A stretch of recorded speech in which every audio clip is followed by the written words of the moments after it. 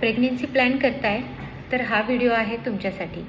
नमस्कार, मी डॉक्टर प्रतिमा आणि मी एक व्हिडिओची सिरीज सुरू केलेली आहे ज्याच्यामध्ये वेगवेगळ्या आजारांमुळे दातावर काय परिणाम होतात आणि त्या आजारांमध्ये आपण दातांचं ट्रीटमेंट करू शकतो का आणि कशा पद्धतीने सुरू करतो याची सगळी माहिती मी देणारी आहे।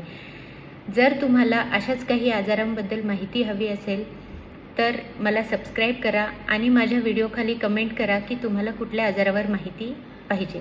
आज आपण बोलणार आहोत प्रेग्नन्सीबद्दल। बऱ्याच लोकांना असं वाटतं की प्रेग्नन्सीमध्ये डेंटिस्टकडे जाता येत नाही, दातांची ट्रीटमेंट करता येत नाही। तर सगळ्या महिला प्रेग्नन्सीमध्ये होणाऱ्या दातांचं दुखणं, दातांचा आजार या सगळ्यांवर दुर्लक्ष करतात किंवा सहन करतात। असं काहीही नाही आहे। आता सगळ्या महिला जागरूक झालेल्या आहेत। बऱ्याच महिलांना माहिती आहे की प्रेग्नन्सीमध्येही दातांचं ट्रीटमेंट करू शकतो। पण आपण असंही करू शकतो की प्रेग्नन्सी आपण प्लॅन करण्याच्या आधी आपण दातांच्या सगळ्या आजारांवर किंवा जे काही कीड लागलेली आहे, हिरड्यांचं काही आजार आहे, ब्लिडिंग गम्स आहेत, या सगळ्यांचं आपण आधीच उपचार करून घेऊ शकतो।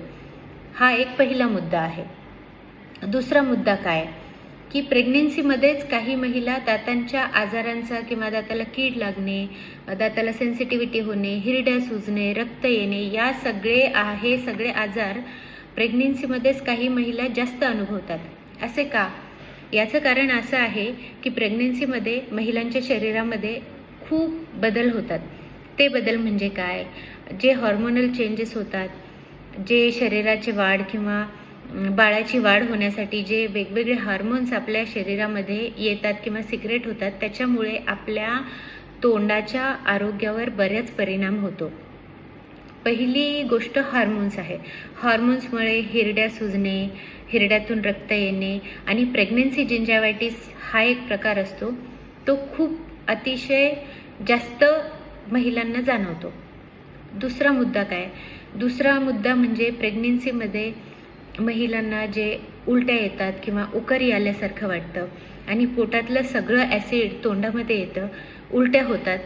त्या सगळ्या गोष्टीमुळे जे दातं आहेत त्या दातावरचं इनॅमल झिजून जातं किंवा दातावरचं इनॅमल निघून जातं आणि जे थोडेफार केरीज असतील त्या केरीज वाढण्यासाठी मदत होते।